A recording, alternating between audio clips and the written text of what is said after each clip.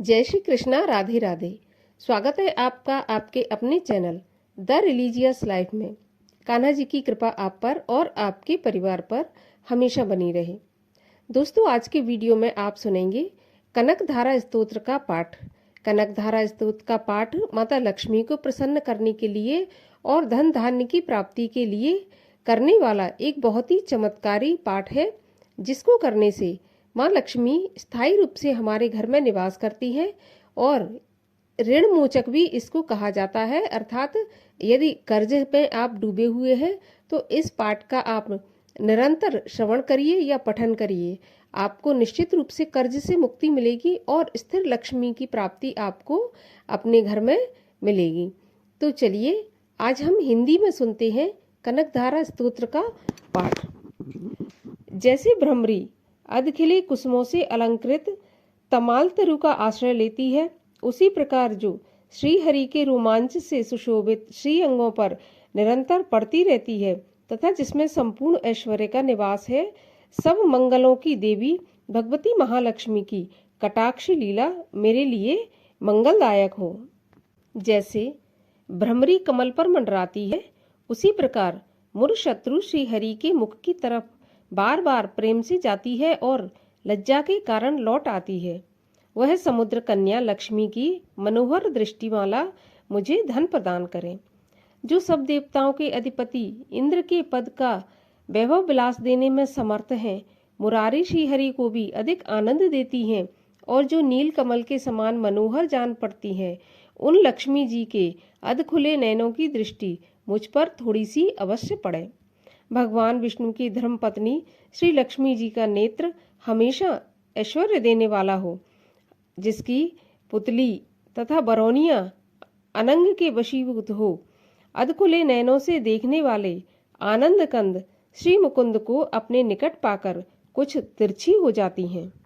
जो भगवान मधुसूदन के कौस्तुभमणि मंडित वक्ष स्थल में इंद्र नीलमयी हारावली सी सुशोभित होती हैं तथा उनके भी मन में काम का संचार करने वाली है, वह कमल कुंज वासिनी कमला की कटाक्षमाला मेरा कल्याण करे। जैसे मेघों की घटा में बिजली चमकती है, उसी प्रकार जो कैटभ शत्रु भी विष्णु के काली मेघमाला के समान श्याम सुंदर वक्ष स्थल पर प्रकाशित होती हैं, जिन्होंने अपने आविर्भाव से भृगुवंश को आनंदित किया है तथा जो समस्त लोकों की जननी है, उन भगवती लक्ष्मी की पूजनीय मूर्ति मुझे कल्याण प्रदान करे।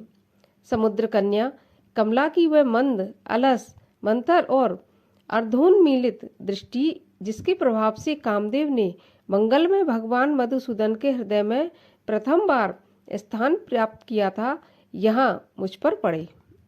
भगवान नारायण की प्रेसी लक्ष्मी का नेत्र रूपी मेघ दया रूपी अनुकूल पवन से प्रेरित हो दुष्कर्म रूपी धाम को चिरकाल के लिए दूर हटाकर विषाद में पड़े हुए मुझ दीन रूपी चातक पोत पर धन रूपी जलधारा की वृष्टि करें।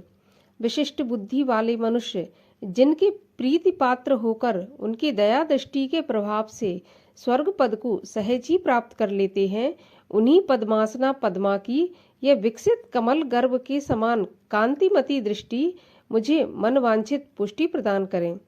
जो सृष्टि लीला के समय वाग देवता के रूप में स्थित होती हैं, पालन लीला करते समय भगवान गरुड़ध्वज की सुंदरी पत्नी लक्ष्मी या वैष्णवी शक्ति के रूप में विराजमान होती हैं तथा प्रलय लीला के काल में शाकंभरी अर्थात भगवती दुर्गा अथवा चंद्रशेखर वल्लभा माता पार्वती के रूप में अवस्थित होती हैं, उन त्रिभुवन के एकमात्र गुरु भगवान नारायण की नित्य यौवना प्रेयसी श्री लक्ष्मी जी को नमस्कार है। माता, शुभ कर्मों का फल देने वाली श्रुति के रूप में आपको प्रणाम है। रमणीय गुणों की सिंधु रूप रति के रूप में आपको नमस्कार है। कमल वन में निवास करने वाली शक्ति स्वरूप लक्ष्मी को नमस्कार है तथा पुरुषोत्तम प्रिया पुष्टि को नमस्कार है। कमल वंदना कमला को नमस्कार है। क्षीर सिंधु संभूता श्री देवी को नमस्कार है। चंद्रमा और सुधा की सगी बहन को नमस्कार है। भगवान नारायण की वल्लभा आपको नमस्कार है।